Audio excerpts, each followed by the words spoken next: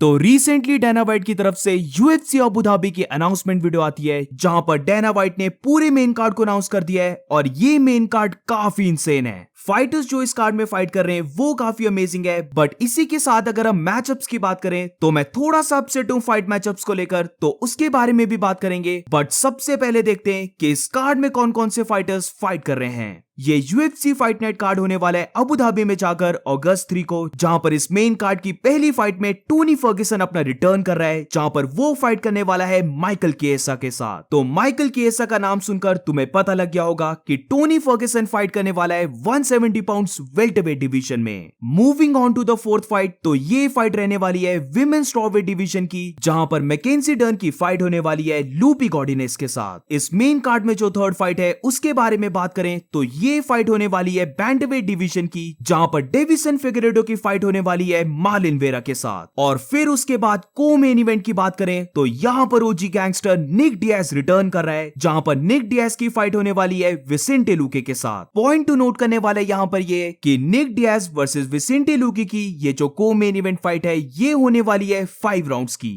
Tony Fergusson 155 pound से 170 pounds में move करके फाइट करने वाला है, वेरस अगर निक डियाज की बात करें तो वो 185 पाउंड्स मिडलवेट डिवीजन से अब 170 पाउंड्स वेल्टरवेट डिवीजन में फाइट करने वाला है। और अल्टीमेटली अब मेन इवेंट के बारे में बात करें तो ये मेन इवेंट होने वाली है बैंटवेट डिवीजन की, जहां पर कोरी सैंडहैगन की फाइट है उमार नुरमागोमेडोव के साथ। आई एम प्रीटी श्योर इस मेन कार्ड को सुनने के बाद तुम सारे काफी एक्साइटेड होंगे और मैं भी काफी एक्साइटेड हूं, क्योंकि ये मेन कार्ड देखने में बहुत ही लग रहा है। और स्पेशली जब ये पता लगता है कि ये कोई पे पर व्यू कार्ड नहीं है बल्कि ये सिर्फ यूएफसी फाइट नाइट कार्ड है। और रिसेंटली अगर हम फाइट नाइट कार्ड्स के लेवल को देखें तो वो बहुत ही डाउन चल रहा है, बट इनके कंपैरिजन में ये सऊदी अरेबिया का फाइट नाइट कार्ड बहुत ही ज्यादा अमेजिंग है। तो मैं सीरियसली काफी हाइप्ड अप हूं इस पूरे मेन कार्ड को देखने के लिए। और क्योंकि ये मेन कार्ड इतना बड़ा कार्ड है तो डेफिनेटली जो इसका अंडर कार्ड होगा, यानी कि जो प्रीलिम कार्ड में फाइटर्स होंगे, वो भी मुझे लगता है काफी बेटर रहने वाले हैं as compared to normal fight night cards.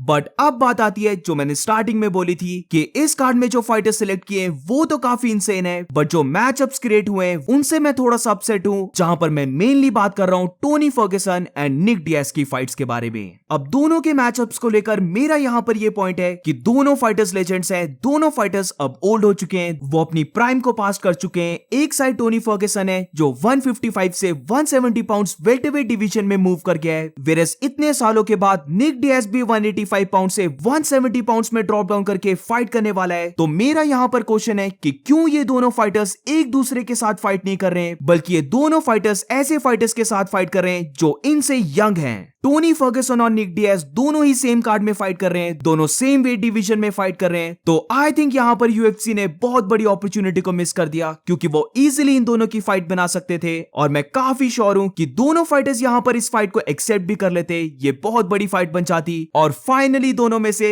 हम एटलीस्ट एक फाइटर को देखते विन करते हुए। अब इन दोनों को लेकर ऐसी पॉसिबिलिटी है कि ये दोनों ही फाइटर्स अपनी फाइट को हार सकते हैं, और अगर ये होता है तो आई थिंक सारे फैंस बहुत ही ज्यादा अपसेट हो जाएंगे। अब वैसे तो अगर दोनों के मैचअप्स को लेकर पॉजिटिव साइड से भी देखा जाए तो ऐसा भी हो सकता है कि ये दोनों फाइटर्स अपनी फाइट को विन कर जाएं, क्योंकि अगर हम दोनों के ओपोनेंट्स को देखते हैं तो इनके ओपोनेंट्स का भी ऐसा नहीं है कि वो बहुत ही ज्यादा डेंजरस फाइटर्स हैं, वो बेल्ट के कंटेंडर्स हैं। क्योंकि माइकल किएसा एक ऐसा फाइटर है जो बेसिकली अब फाइट करता है as a part time job, उसका कोई इंटरेस्ट नहीं है इस वेल्टरवेट रैंकिंग को क्लाइम करने का। वेरस विसेंटे लुके की बात करें तो बकली के साथ जो उसकी लास्ट फाइट हुई थी उसमें बेसिकली उसने क्विट कर दिया था और बकली को विनर अनाउंस किया जा रहा था। तो वहां पर अगर हम विसेंटे लुके के एक्शंस को देखें तो ऐसा लग रहा था कि वो रिटायरमेंट लेने वाला है। तो माइकल किएसा और विसेंटे लुके को देखने के बाद थोड़ी सी होप राइज होती है कि मे बी टोनी फर्ग्यूसन और निक डियाज दोनों फाइटर्स अपने ओपोनेंट्स को बीट करके विन कर जाएं। अब इन दोनों में मुझे क्या लगता है कि किसके ज्यादा चांसेस हैं विन करने के, तो आई थिंक यहां पर निक डियाज के ज्यादा चांसेस हैं, क्योंकि विसेंटे लुके ने अपनी लास्ट फाइट बेसिकली क्विट की थी।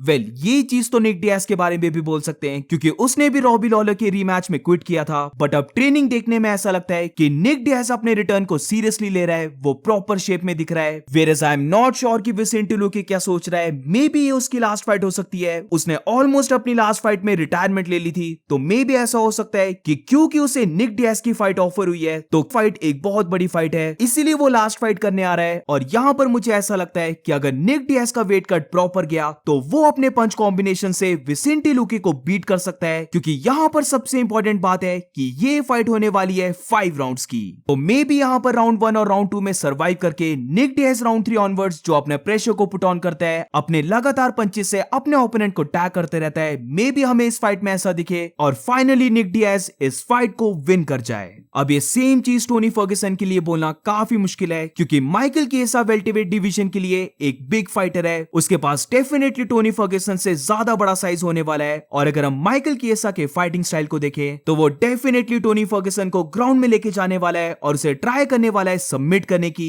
बट अगर वो टोनी फर्ग्यूसन को सबमिट नहीं कर पाया तो मे भी ऐसा हो सकता है कि हमें पूरी फाइट दिखे सिर्फ ग्राउंड में, जो बेसिकली एक बोरिंग फाइट बन सकती है, क्योंकि अब आई डोंट थिंक सो कि टोनी फर्ग्यूसन के पास वो एबिलिटी बची है कि वो ग्राउंड से वापस अपने फीट में खड़े हो सके, स्पेशली अगर बात करें वेल्टरवेट डिवीजन की, क्योंकि लास्ट फाइट जो टोनी फर्ग्यूसन ने इस डिवीजन में नेट डियाज के साथ की थी वहां पर टोनी फर्ग्यूसन बहुत ही ज्यादा स्लो दिखा था। बट जैसे मैंने पहले कहा कि अब माइकल केसा भी फाइटिंग को एज अ पार्ट टाइम करता है, तो अगर टोनी फर्ग्यूसन यहां पर शार्प दिखा और उसने माइकल केसा के टेकडाउन्स को डिफेंड कर लिया तो मे बी टोनी फर्ग्यूसन अपनी स्ट्राइकिंग से इस फाइट को विन कर सकता है। तो मैं तो डेफिनेटली होप करता हूं कि ये दोनों फाइटर्स विन करें, फाइनली टोनी फर्ग्यूसन अपनी 7 फाइट लूजिंग स्ट्रीक को ब्रेक कर सके, एंड ऑल्सो काफी पॉसिबिलिटी है कि ये टोनी फर्ग्यूसन की लास्ट फाइट हो। अब इसके बाद अगर हम बाकी 2 फाइट्स को देखें तो सबसे पहले बात करते हैं डेविसन फिगरेडो और मार्लिन वेरा के बारे में, जहां पर मुझे लगता है मैचअप काफी इंसेन है। आई थिंक स्ट्राइकिंग में दोनों फाइटर्स एक दूसरे को काफी अच्छे से मैच करते हैं, जहां पर डेफिनेटली डेविसन फिगरेडो अपनी स्ट्राइकिंग से मार्लिन वेरा को ट्राई करने वाला है पुश बैक करने की, वेरस मार्लिन चिटोवेरा के बारे में बात करें तो वो डेफिनेटली देखने वाला है एक बिग हेड किक या फिर एक बिग राइट पंच को, जो मे बी डेविसन फिगरेडो को नॉकआउट भी कर सकता है।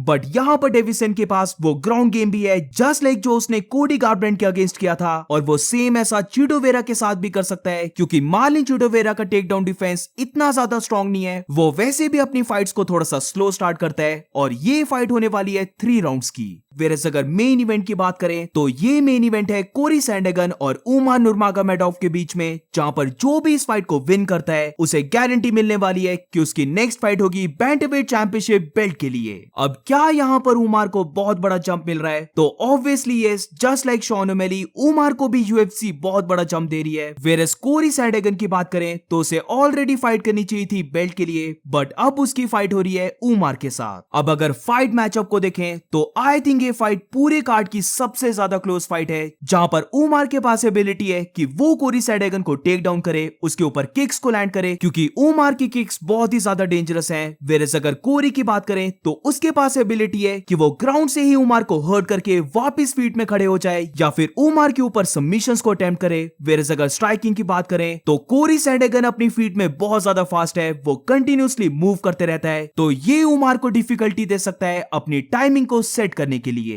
As of now I am not sure कि दोनों में से कौन सा फाइटर विन करेगा। अभी मुझे लगता है ये फाइट इवन 50-50 है, क्योंकि कोरी सैंडगन अभी अपनी प्राइम में है। वेरस अगर उमर की बात करें तो वो भी अपनी प्राइम को एंटर करने वाला है, वो डेफिनेटली अपनी लास्ट फाइट से काफी ज्यादा इंप्रूव किया होगा। तो अब लेट्स सी इन दोनों में से कौन सा फाइटर विन करता है। So what do you guys think about this card? तुम्हें ये कार्ड कैसा लगा? Let me know in the comments. और इसी के साथ इस वीडियो को एंड करते हैं। अगर तुम्हें वीडियो अच्छी लगी हो तो please make sure to like subscribe. मिलते हैं नेक्स्ट वीडियो में।